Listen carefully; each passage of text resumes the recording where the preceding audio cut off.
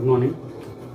Today's our topic is the relation between molar mass of solute and vapor pressure lowering. Vapor pressure lowering चा वापर करून molar mass of solute हे कसं काढायचं याविषयी आपण आता माहिती बघणार आहे. In last topic we have seen what is the vapor pressure lowering and what is relative lowering of vapor pressure. We have also seen the mathematical expression for relative lowering of vapor pressure, that is delta P upon P1 naught is equal to x2. What is delta P here? Delta P is the vapor pressure lowering, P1 naught is the vapor pressure of pure solvent, and x2 is the mole fraction of solute. In other words, we can say that relative lowering of vapor pressure is equal to mole fraction of solute. By using this expression, we can calculate the molar mass of solute. Now, what is this mole fraction? Mole fraction ची concept आपण 11th मध्ये बघितली होती की ती कशी काढायची असते. मोल fraction is nothing but it is the moles of number of moles of it is the ratio of number of moles of that component divided by number of moles of all component. म्हणजे जर समजा तुम्हाला आता इथं सोल्यूटचा मोल fraction काढायचं आहे that is x2, तर x2 कसं करता बघा. x2 इज इक्वल टू, आता यामध्ये दोनच कॉम्पोनंट्स आहेत, एक आहे सोल्यूट आणि एक आहे सॉल्वंट. त्याचे नंबर ऑफ मोल्स आपण कशाने दाखवतो, स्मॉल n ने. n1 is the number of moles of solvent and n2 is the number of moles of solute. So in this case x2 is equal to, value of x2 is given to be n2 upon n1 plus n2, number of moles of solute upon total number of moles of all components, that is solute and solvents. So we must remember here that here n1 and n2 are number of moles of solute, solvent here first, solvent and solute. Now in this case, for colligative properties the solution must be very dilute. Colligative property साठी solution हे अतिशय dilute असायला पाहिजे. Dilute म्हणजे 0.2 molarity पेक्षा कमी. याचा अर्थ असा की समजा तुम्ही एक एक्झाम्पल म्हणून सांगतो, 1000 एवढे जर तुम्ही number of moles of solvent घेतले असतील तर फक्त 1 मोल ऑफ सोल्यूट त्यामध्ये घ्यायचं आहे. याचा अर्थ आपण असं म्हणू शकतो, for dilute solution,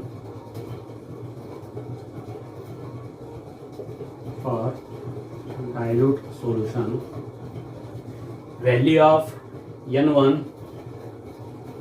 is too much greater than value of n2. Greater दॅनचे दोन साईन म्हणजे काय की ही व्हॅल्यू याच्यापेक्षा खूप मोठी आहे. जसं मी तुम्हाला सांगितलं की याच्यात 1000 असतील मोल्स, ते याचा फक्त एकच मोल असेल. अशा वेळेला ह्या दोघांची ॲडिशन म्हणजे काय, समजा तुम्हाला दोघांची ॲडिशन करायला सांगते 1000 plus 1 that is 1001. 1001 is nearly equal to 1000. So we can say that means n1 plus n2 is nearly equals to n1. ही दोघांची व्हॅल्यू आहे जवळपास n1 ची व्हॅल्यू आहे इतकी असते. याचा अर्थ हे जे एक्सप्रेशन आहे हे एक्सप्रेशनला आता आपण कसं लिहू शकतो, we can write this as x2 is equal to n2 upon x2 is equal to n2 upon n1. Instead of n1 plus n2 we will write here only n1. Now substitute this value of x2 in equation 1, then we will get, that is delta P upon P1 naught is equal to n2 upon n1.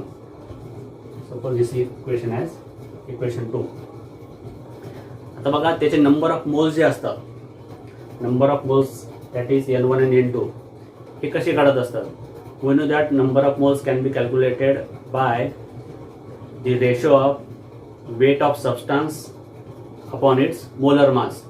एक example सांगतो. समजा आपल्याला एक माहिती की वॉटरचं molar mass आहे 18 आणि जर समजा आपल्याला असं विचारलं की 54 ग्रॅम ऑफ वॉटरमध्ये किती नंबर ऑफ मोल्स असतात, आपण कसं करणार, 54 divided by 18 that is 3 moles. Similarly value of N2 and N1 can be calculated as N2 is equal to W2 upon M2 and N1 is equal to W1 upon M1. What is W2 here? It is the weight of solute upon molar mass of solute. Weight of solvent upon molar mass of solvent. If we substitute this value in equation 2, we will get delta P upon P1 naught is equal to, first of all, N2. What is N2? W2 by M2.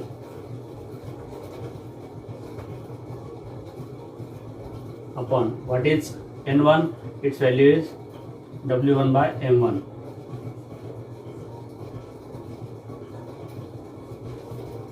If we rearrange this, we can write this as W2 into M1 upon W1 into M2. This is the required expression for the molar mass of solute. If we take M2 to this side, then we can write this as M2 is equal to, by changing the side, we can write the reciprocal of this, that is P1 naught upon delta P into W2 into M1 upon W1. Now this expression, that is M2 is equal to relative lowering into W2 M1 upon W1 gives expression to calculate the value of molar mass.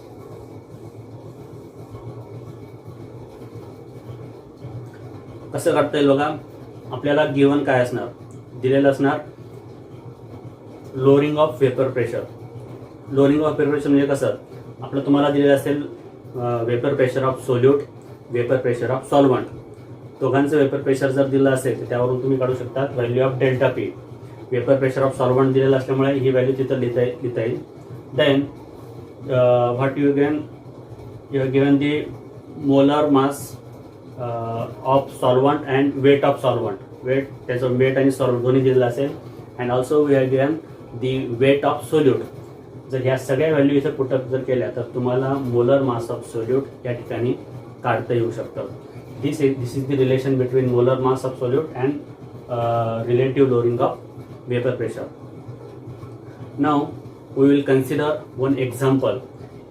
Textbook मध्ये दिलेलं जे एक example आहे तेच इथं आपण consider करू आणि त्यानंतर तुम्हाला याचं ॲक्च्युअल ॲप्लिकेशन कसं असतं हे लक्षात येईल. See that example. Now in this example, a solution, what is given? A solution is prepared by dissolving 394 gram of non-volatile solute in 622 gram of water.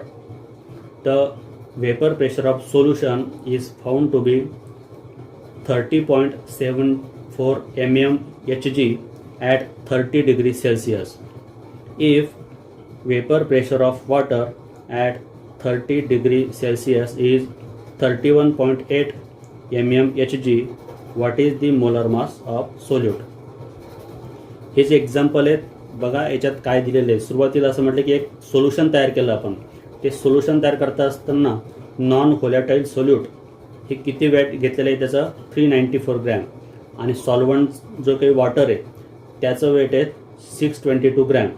हे सोल्युशन तयार झाल्यानंतर बघा आता ते जे सोल्युशन आहे त्याचं वेपर प्रेशर आहे 30.74 मिलीमीटर ऑफ HG आणि त्याचा जो टेम्परेचर हे कॉन्स्टंट ठेवलं आहे 30 डिग्री सेल्सिअस. अशा वेळेला वॉटरचं जे काही प्युअर सॉल्व्हंट असताना वॉटरचा जो काही व्हेपर प्रेशर आहे हे किती आहेत 31.8 mm ऑफ HG. बघा आता इथं सुरुवातीला काय गिवन आहेत हे आपल्याला बघायचं आहे. नाव सी दी सोल्युशन. सोल्युशनमध्ये काय दिलं बघा, P1 minus P1 upon P1, that is delta P upon P1 is equal to W2 upon M1 divided by M2 upon W1. जे आता एक्सप्रेशन आपण थोड्या वेळापूर्वी डिराईव्ह केलं ते एक्सप्रेशन इथे दिलेले आहेत. आता याच्यामध्ये व्हॅल्यू कोणत्या दिलेल्या आहेत, W2 आपल्याला दिलेले आहेत weight of solute 394 gram, W1 weight of solvent that is water 622 gram. आता मोलर मास ऑफ सॉल्वंट म्हणजे वॉटर जो आहे ते याच्यात दिलेला नाही आहे, पण तो तुम्हाला माहिती असं कन्सिडर केलेलं असतं. तुम्हाला माहिती तो आहे 18 ग्रॅम मोल इनवर्स. 18 कसं आहेत, हायड्रोजनचे 2 ऑक्सिजनचे 16, सो 18 ग्रॅम. आता बघा इथं P1 म्हणजे व्हेपर प्रेशर ऑफ सोल्युशन किती दिलेलं आहे, 30.74 mmHg आणि प्युअर सॉल्वंटचं म्हणजे वॉटरचं दिलेलं आहे 31.8. हे सर्व व्हॅल्यूज गिवन आहेत. आता जेव्हा ह्या एक्सप्रेशनमध्ये जेव्हा तुम्ही ह्या व्हॅल्यूज पुटअप केल्या, तर पुटअप केल्यानंतर इथं दिलेलं आहे बघा, हे सगळ्या व्हॅल्यू पुटअप केल्या आहेत एक्सेप्ट M2. M2ची व्हॅल्यू आपल्याला काढायची ती फक्त इथं तशी ब्लँक ठेवली आहे. याचं बाय युजिंग लॉगॅरिथम किंवा लॉग टेबल तुम्हाला ह्या व्हॅल्यू जर काढल्या तर काय येईल बघा, 0.0333 is equal to 11.4 gram mole inverse upon M1.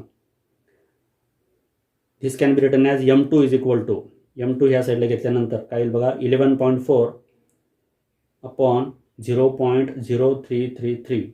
याला कॅल्क्युलेट केल्यानंतर ती व्हॅल्यू येते 342 ग्रॅम मोल इनवर्स. आता ही 342 ग्रॅम मोल इनवर्स ही जी व्हॅल्यू आलेली आहे ही व्हॅल्यू कशाची आहेत, तर it is the molar mass of solute. आता हे जे मोलर मास ऑफ सोल्यूट आहे 342 हा कशाचा असायला पाहिजे, हा युरियाचा आहे. ठीक आहे, आपल्याला त्याचं नाव महत्त्वाचं नाही आहे, पण ह्या पद्धतीने तुम्ही कोणत्याही सोल्यूटचं मोलर मास काढू शकतात. तर तुम्हाला त्याची रिलेटिव्ह लोअरिंग माहिती असेल आणि त्या सॉल्वंटचे मोलर मास आणि त्याचं वेट जर माहीत असेल तर या पद्धतीने तुम्हाला अजूनही काही टेक्स्टबुकमध्ये दिलेले काही क्वेश्चन्स आहेत किंवा ते प्रॉब्लेम्स आहेत, न्यूमेरिकल्स आहेत, ते तुम्हाला सॉल्व करता येऊ शकतात. ह्या व्हिडिओनंतर मी तुम्हाला एक न्यूमेरिकल्स देतो आहे, तर तुम्ही ट्राय करून बघा. जर तुम्हाला ते नाही सॉल्व करता आलं तर त्या एक तसे हे जे आन्सर जे आहेत मी तुम्हाला नंतर लगेच देईन. ठीक आहे, थँक्यू.